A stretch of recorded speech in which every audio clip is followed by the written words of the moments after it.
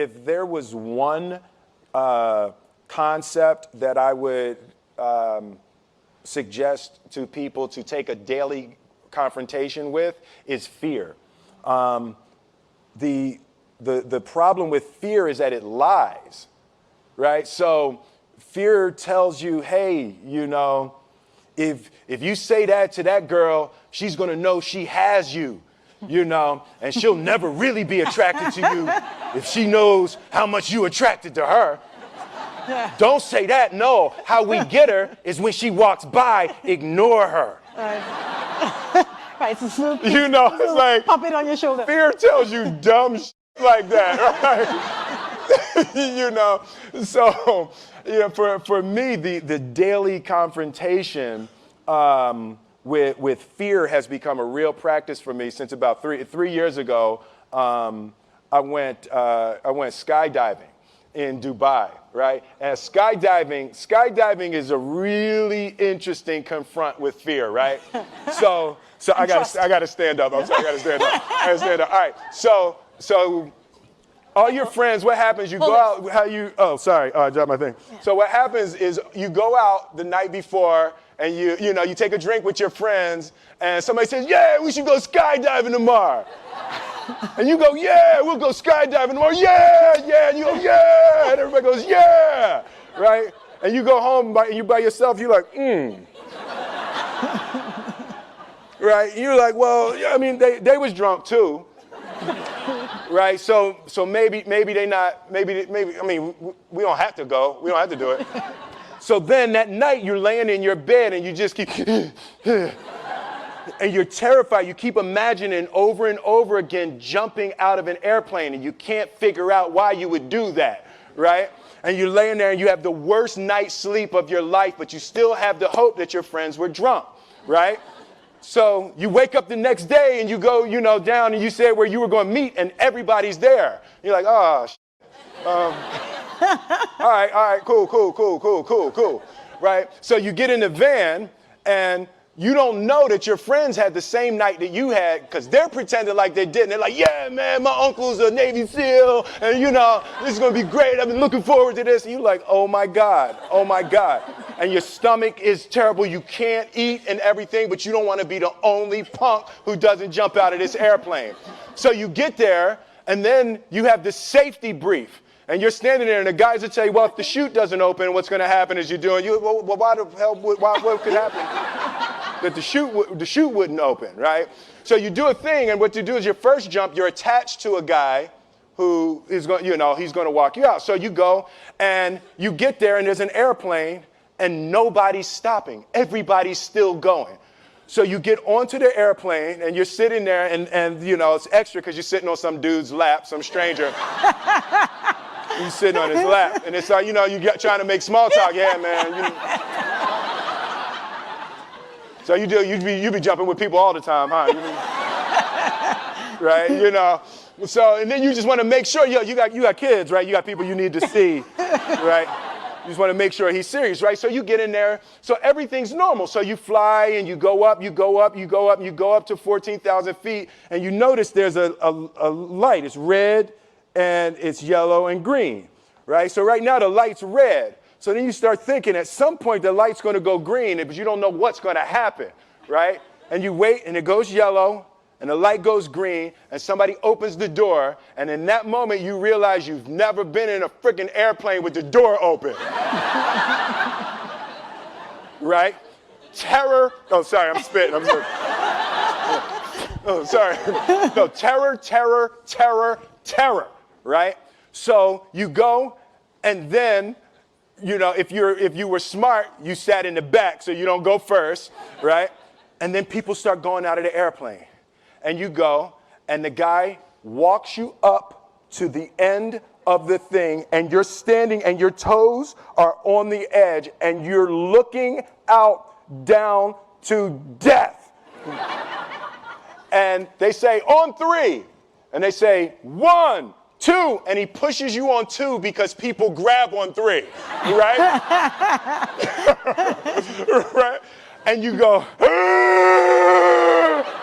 and you fall out of the airplane, and in 1 second, you realize that it's the most blissful experience of your life. You're flying, right? It doesn't feel like falling, right? It's like you actually are kind of held a little bit by the wind, and then you start falling, and there's zero fear. You realize that the point of maximum danger is the point of minimum fear.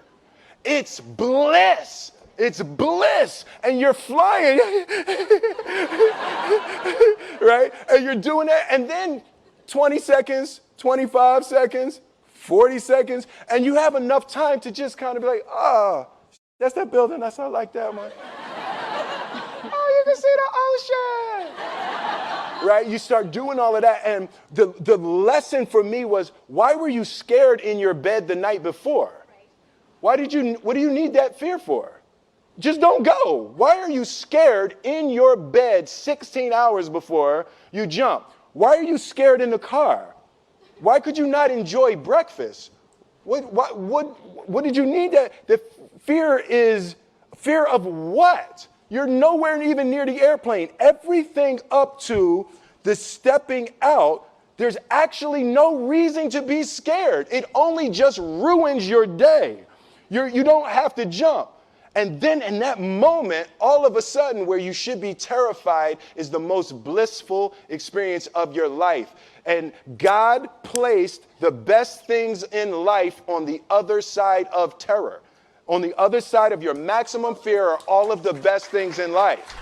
Our deepest fear is not that we are inadequate. Our deepest fear is that we are powerful beyond measure. It is our light, not our darkness, that most frightens us. Your playing small does not serve the world. There is nothing enlightened about shrinking so that other people won't feel insecure around you.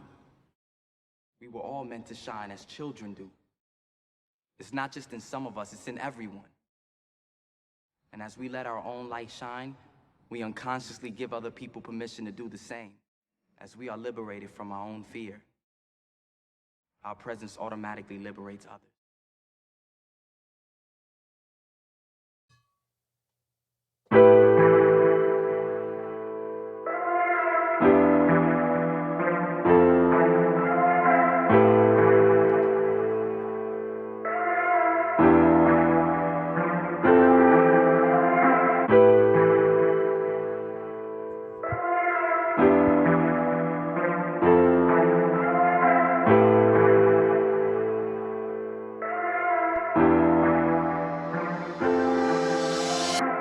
If you're new to the Impact Secret Podcast Show, welcome to the family, to my existing family. As always, big up. Thank you for joining. On this podcast show, we shift the mindset through inspiration, motivation, with a standing foundation of self-discipline. I am your respectful host, ED. For all you smart and intelligent folks out there, that just simply means Ed. Now, you know the motto, the slogan that we live by here. You never know how strong you are until being strong is the only choice you have. Well, that's the quote we live by. But the motto we live by is bet on yourself. You won't win unless you get in the game and play.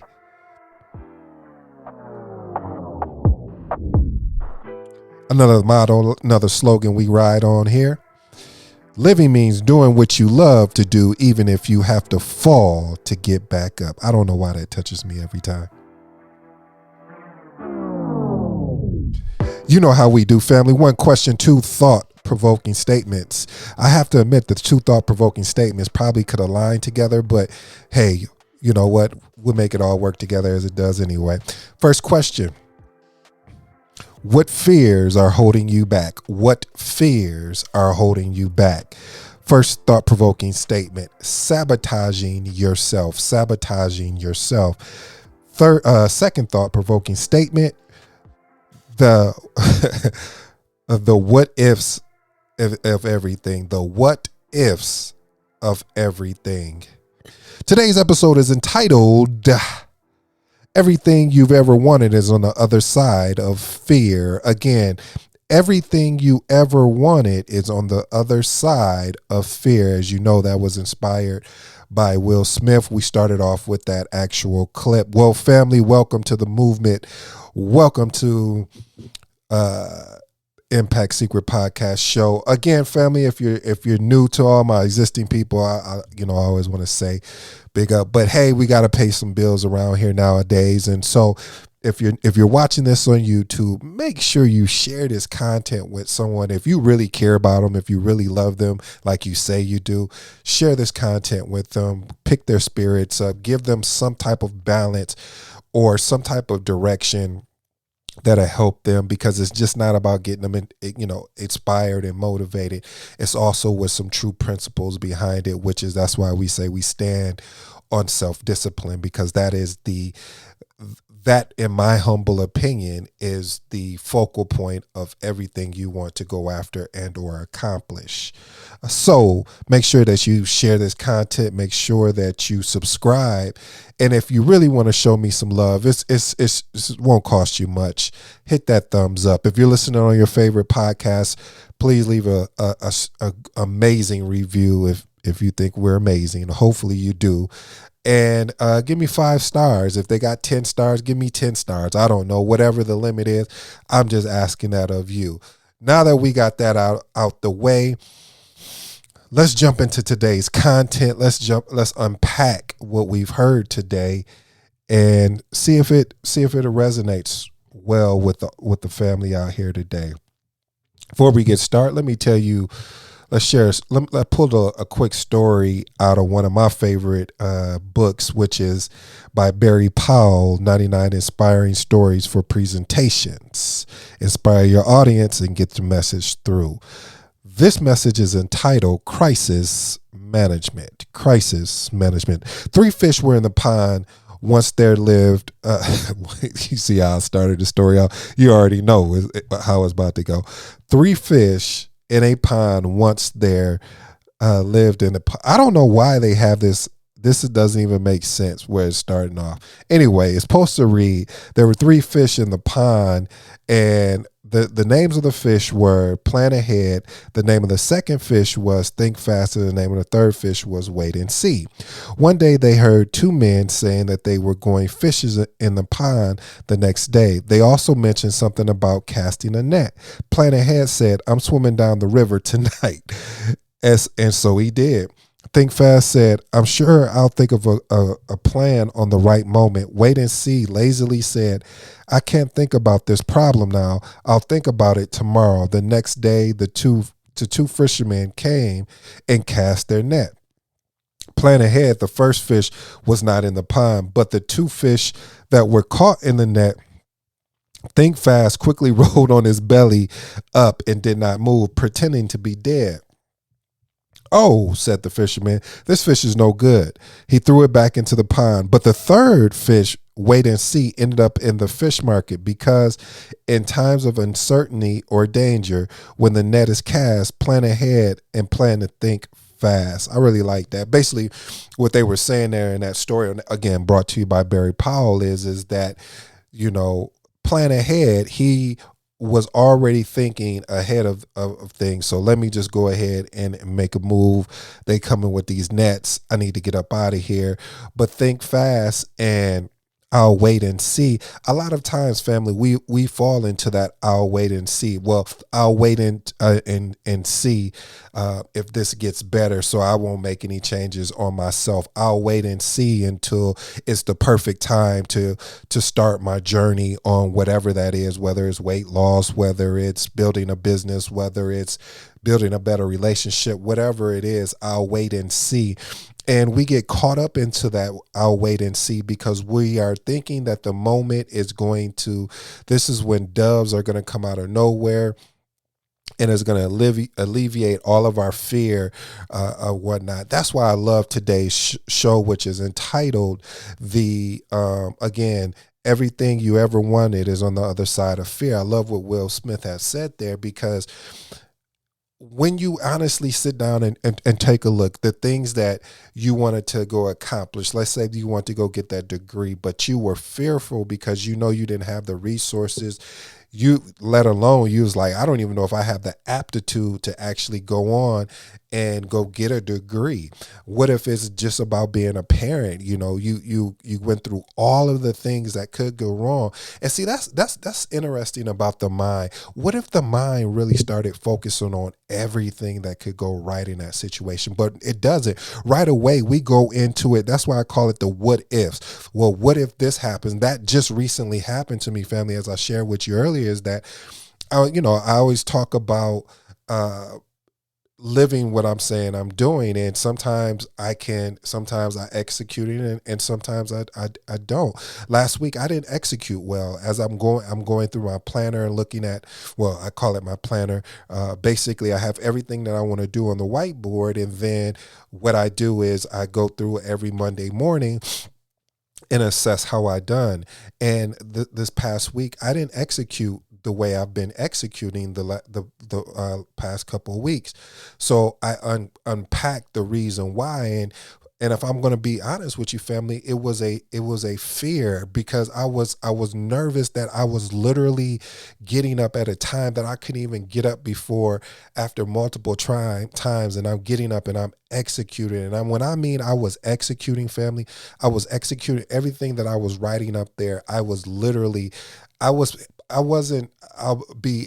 keep it respectful. I was probably about the 50-60% mark, and I kept writing things up there. So if I would have just stuck with whatever was there, maybe I could have gotten higher, but I was doing extremely well. And I was like, why was I doing so well? Well, the reason why I was doing so well is that I made it up in my mind. These are the things that I want to accomplish, and I know I have to be to bed at a certain time. I have to wake up at a certain time, and I also have to give myself, allotted time for break. But what I was noticing is I was just getting up, and self-talk started kicking in. Family, see, this is one thing that I want to make sure that the show stands out. I love sharing and being vulnerable with you guys, is because of the fact of, if I'm really in this business or this community to really help people, how can I help someone if I've never been through it and or are going through it? Because I can't say, well, these are the things that I've done or are doing to push through. And what I noticed, family, is that reason why I started doing research on fear is because I felt like I was afraid that I was having so much success and executing the way that I was executing, and I was eliminating a lot of distractions that I normally were entangled in. And the reason why I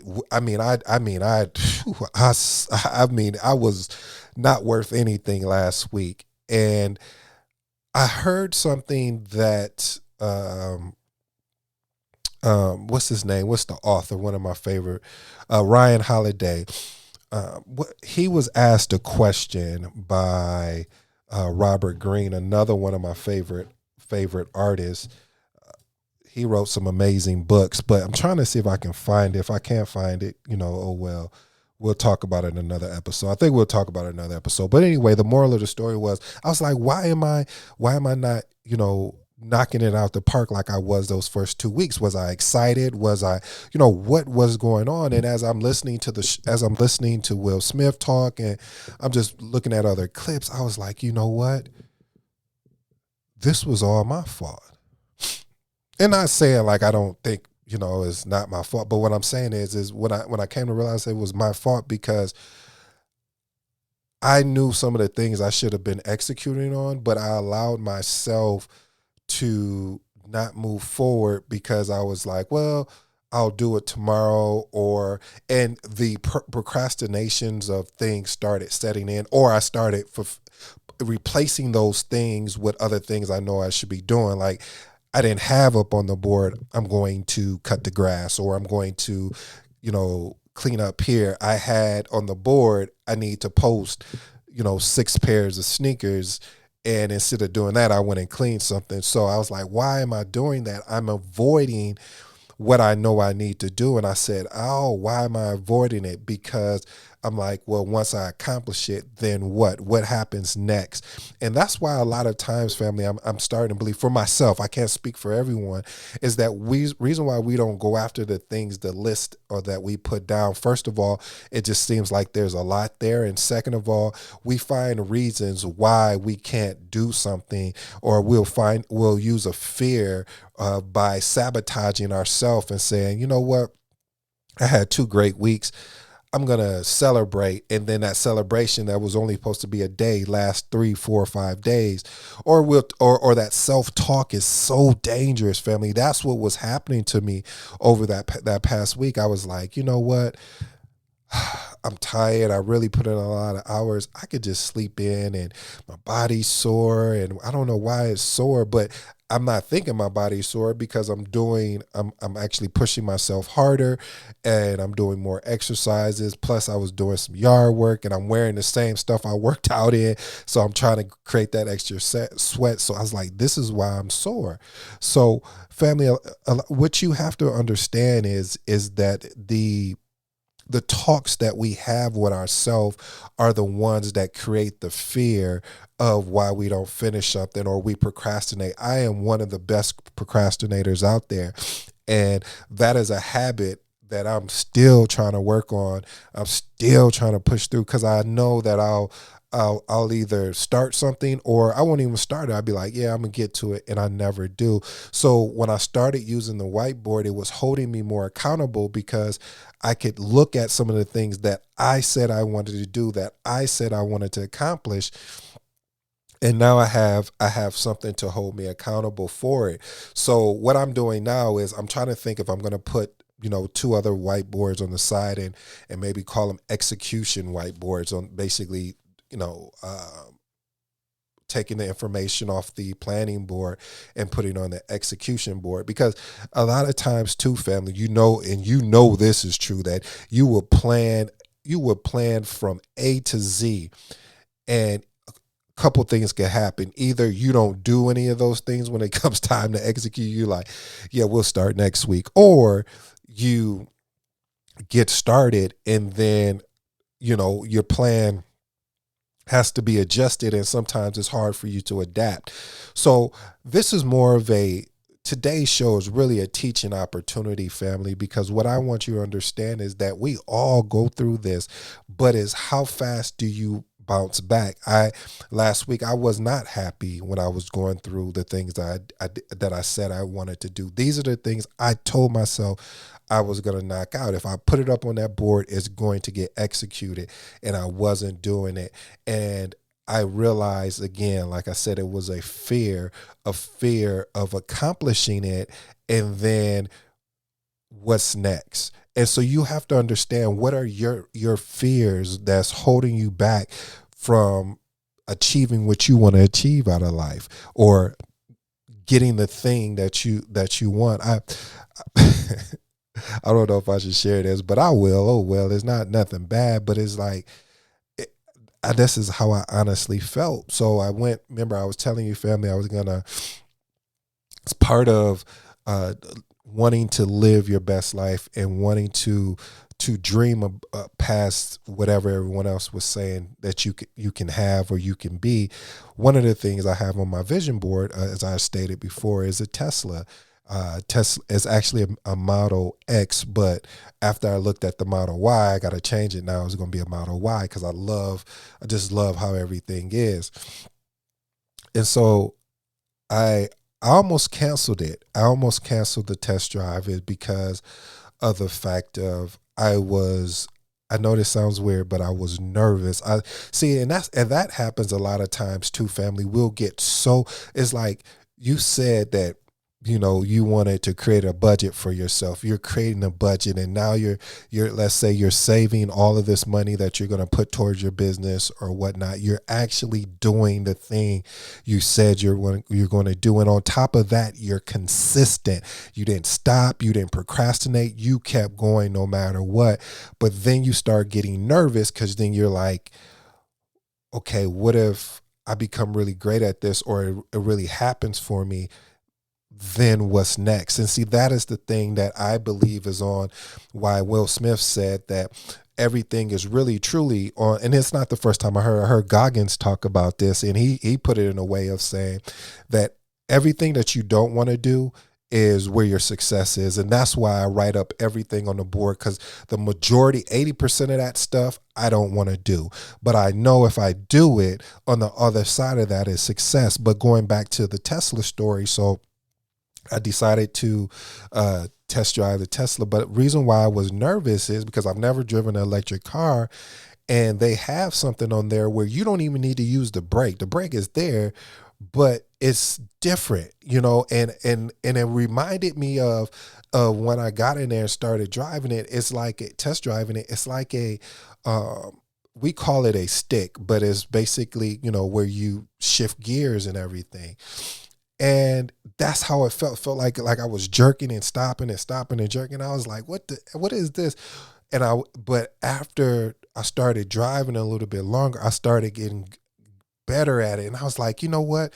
This is a parallel to life. It's like when you jump into something that you've never done before and you're not talented at, you have to keep working at it each and every day. And when I say each and every day, I don't mean 7 days a week. I'm just talking about it. You need to work at it, whatever that thing is, whether it's 3 days, 5 days. But the point of it is that you're working at it, and you're meeting where you're uncomfortable at to become comfortable. By the time the test drive ended, and it wasn't like I had a time limit, like, hey, you need to be back or something. But by the time it ended, I was like, ooh, I like this. This feels too good. And you know what happens, and then you get in your car, you're like, man, what was I thinking by not, I definitely need to get one of these.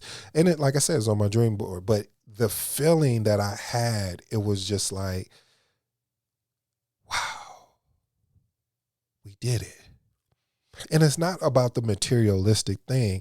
It's about the fact that we hold ourselves back. We create the self-sabotage. We create the what ifs if everything goes wrong. What if I get this car and everything goes left, the economy goes left? Maybe I should be holding and save.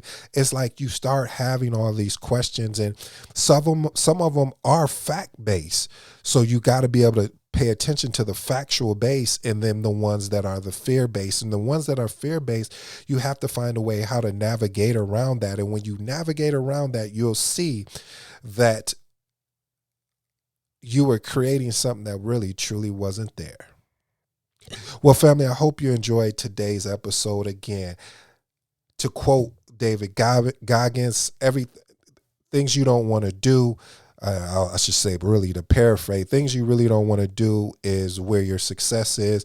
And the same thing with Will Smith. He was saying the same thing, that God put things where the most fear is, or something of that nature. And I'm paraphrasing there. So to sum all of this up, family, to close us out is this. You need to write down couple items that you've been procrastinating on, which is the fear, and that you've been fearing, which is the procrastination, if that makes any sense. And what I think you should do, my humble opinion, it's up to you, family, at the end of the day, but go do that thing. Actually go do, if you said you were going to do a show, go put out your first episode today. If you were going to exercise, go take your first walk today. Or if you said you were going to eat healthy, go and do it. What am I going to do today? Well, today I'm going to get more done this week than I have been. I'm going to hold myself more accountable to make sure that I'm executing. And I know there's going to be times I fall short, which I did last week, but through falling short, it gave me an opportunity to see how much I'm blessed and I'm grateful to be able to have things to go after and have things that I want to do, because time is short. Time is an element we will never get back. So until next time, family, I appreciate you rocking with me. I appreciate you enjoying today's content. Again, go tackle that thing that's uncomfortable for you. Go tackle that thing you got fear in. is waiting on you.